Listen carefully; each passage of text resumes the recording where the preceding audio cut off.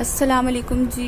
उम्मीद है कि आप सब लोग खैरियत से होंगे। आज जो है हम चैप्टर नंबर 3 स्टार्ट करने लगे हैं, जो कि है स्टोरेज डिवाइसेस के बारे में। नाम से तो आपको पता चल रहा होगा कि ऐसी डिवाइसेस जिसमें हम डाटा को स्टोर करते हैं। ठीक है, आपने पीछे डिफरेंट टाइप्स की डिवाइसेस पढ़ी थी, जिस तरह इनपुट डिवाइसेस और आउटपुट डिवाइसेस। अब जो है हम डिस्कस करेंगे स्टोरेज डिवाइसेस को। स्टोरेज डिवाइसेस में हम देखेंगे कि किस तरह की कौन कौन सी डिवाइसेस होती हैं, उनमें हम किस तरह को मेमोरी को सेव कराते हैं। ठीक है जी, सबसे पहले तो जी आपको नाम से पता चल रहा है कि स्टोरेज डिवाइसेस क्या होती हैं।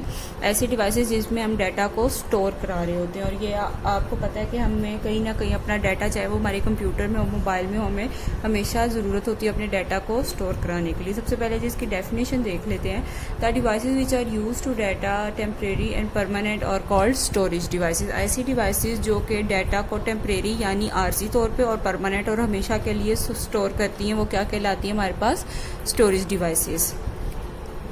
इसकी एग्जांपल्स हैं जी RAM, ROM, CD, floppy disk, और ये सारी इसकी एग्जांपल। आप लोगों ने डेफिनेशन के साथ एग्जांपल भी लाजमी करनी है। ठीक है, तो ये जो है ना हमारे पास होती है स्टोरेज डिवाइसेस। इनमें से अभी हम आगे डिटेल में रैम और रोम को पढ़ेंगे। सीडीओ और फ्लॉपी डिस्क तो अब यूज़ भी नहीं होती हैं, तो हम इनको डिटेल इनकी नहीं देखेंगे, लेकिन ये आपको पता होना चाहिए कि ये फ्लॉपी स्टोरेज डिवाइस हैं। आपके पास जो आपकी यूएसबीज हैं, मेमोरी कार्ड्स हैं, ये सारी भी क्या होती हैं? स्टोरेज डिवाइसेस होती हैं। ठीक है, कोई भी ऐसी डिवाइस जिसमें आप डाटा को स्टोर कर लेते हैं, वो आपके पास स्टोरेज डिवाइसेस होती हैं। जो इधर दो वर्ड यूज़ हुए हैं, टेम्परेरी और परमानेंट, ये भी हम आगे देखेंगे कि कौन सी डिवाइसेस टेम्परेरी डाटा स्टोर करती हैं और कौन सी डिवाइसेस में परमानेंट डाटा स्टोर हो रहा होता है हमारे पास।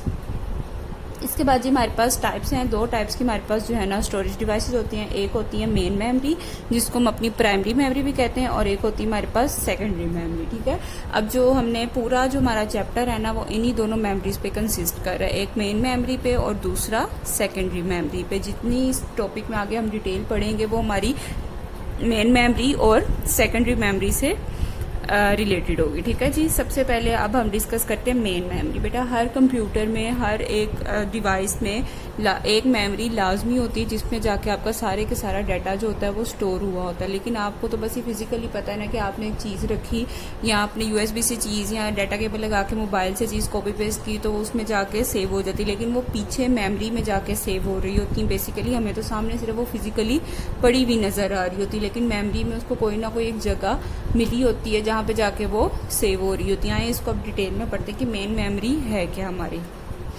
Main memory is the working area of the computer. ठीक है, ये जो प्रोसेस है, जो हमारा सीपीयू है, वो यहाँ से सारा, जो हमने बसेस के बारे में भी पढ़ा था कि डाटा लेकर आता है, वो यहीं से होता है सारा। कि मेन मेमोरी जो है ना वो हमारा वर्किंग एरिया है कंप्यूटर का। ये फास्ट है बट लिमिटेड इन कैपेसिटी, लेकिन ये फास्ट तो बहुत ज़्यादा मेन मेमोरी, लेकिन इसका जो साइज़ यानी जिसकी कैपेसिटी है वो ज़रा लिमिटेड होती है। A computer can not work without having some kind of main memory. वो कह रहे हैं कि अगर कंप्यूटर में मेन मेमोरी नहीं लगी हुई तो कंप्यूटर आपका काम नहीं कर सकता। Most general purpose computer have enough memory to store few million characters. ये बेटा, ये जो जिस बुक से आपको ये पढ़ाया जा रहा है, ये जो थी ना, ये पुरानी बुक थी, तो उसमें उन्होंने लिखा हुआ था कि ये इतनी जो है ना लिमिटेड कैपेसिटी है। लेकिन जो अब कंप्यूटर्स या जो अब डिवाइसेज आ रही हैं, मोबाइल फोन्स आ रहे हैं, आपको भी पता होगा कि उनमें मेमोरी हमारे पास काफ़ी ज़्यादा होती है। पहले अगर आपने कभी देखा हो तो जो मोबाइल फ़ोन यूज़ करते थे तो हमें उसमें एक मेमोरी कार्ड लाजमी डालना पड़ता था। उसमें क्या होता था कि हम एक्सटर्नल डाटा, जो हमारी फ़ोटोज़ वीडियोज़ होती थी, वो हम उसमें सेव कर लेते थे, और जो ऐप्स वगैरह होती थी वो इंटरनली सेव हो जाती थी। लेकिन जो अब अच्छे वाले मोबाइल्स हैं, जो अब आ रही हैं, न्यू टेक्नोलॉजी है, उसमें क्या होता है हमारे पास मेमोरी कार्ड की हमें ज़रूरत ही नहीं रहती है। हमारे पास मोबाइल की अपनी ही इंटरनल मेमोरी इतनी ज़्यादा होती है कि हम उसमें अपने सारा का सारा डाटा जो है वो सेव कर सकते हैं। ठीक है, इसके बाद जी मेन मेमोरी में वो आपको दिखाने लगे हैं कि जो एक और इम्पोर्टेंट बात, कि आपको पता है कि मैंने पहले भी शायद डिस्कस किया हुआ क्लास में आपके साथ, कि जो हमारा कंप्यूटर है ना वो 0 और 1 की फॉर्म में काम करता है। ठीक है, कंप्यूटर हमेशा जो भी लैंग्वेज समझता है ना, वो 0 और 1 की फॉर्म में ही बनी हुई होती है। तो मेन मेमोरी जो होती है ना, वो कंसिस्ट करती है हमारे पास 1000 यानी मिलियन ऑफ सेल्स क्या होते हैं कि लोकेशन होती है पीछे, और हर सेल में ना 0 और 1 की फॉर्म में डाटा जो है ना वो सेव हुआ होता है। और ये सेल जो होते हैं ना लॉजिकली ऑर्गेनाइज्ड हो रहे होते हैं 8 बिट्स, जिनको हम क्या कह रहे होते हैं?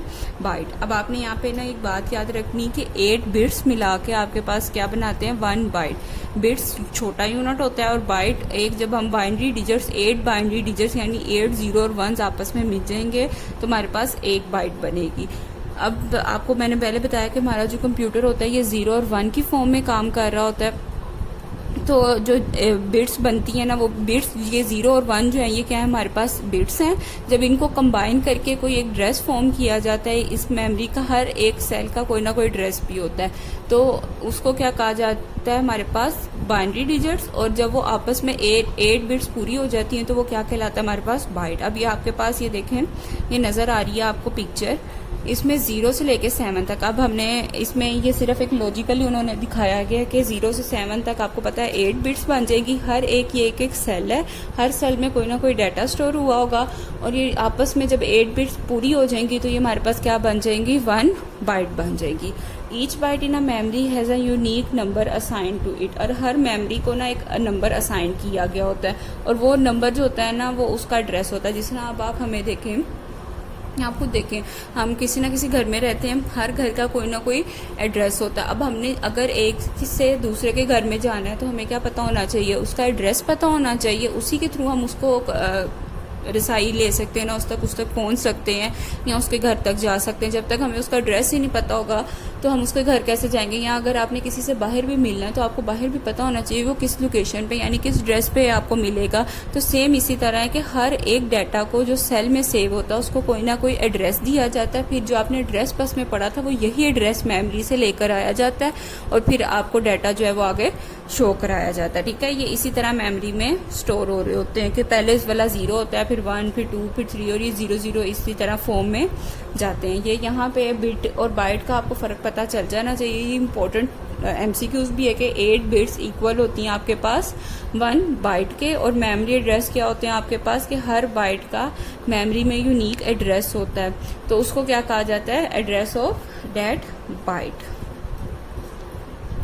इसके बाद जब हमारे पास आ जाती मेन मेमोरी की टाइप्स। अब जो हमने आगे इंपॉर्टेंट क्वेश्चंस है ना वो इसी पे बेस कर रहे हैं। हमारे पास ना 2 टाइप्स की मेन मेमोरी होती है। एक होती है रैम, जिसको हम कहते हैं रैंडम एक्सेस मेमोरी, और एक होती है हमारे पास रोम, रीड ओनली मेमोरी। इनका मैं आपको थोड़ा सा ओवरव्यू दे देती हूँ, वैसे डिटेल में हम आगे इसको अच्छी तरह से इनकी टाइप्स, इनका सारा कुछ डिस्कस करेंगे। रैम आपको नाम से पता चल रहा है क्या है, रैंडम एक्सेस मेमोरी। इनकी फुल फॉर्म दोनों की आपने याद रखनी कि आप इसमें डाटा किसी तरह से भी रैंडमली असेस कर सकते हो। रैंडमली का मतलब होता है कि आपको एक सीक्वेंस से नहीं जाना पड़ता।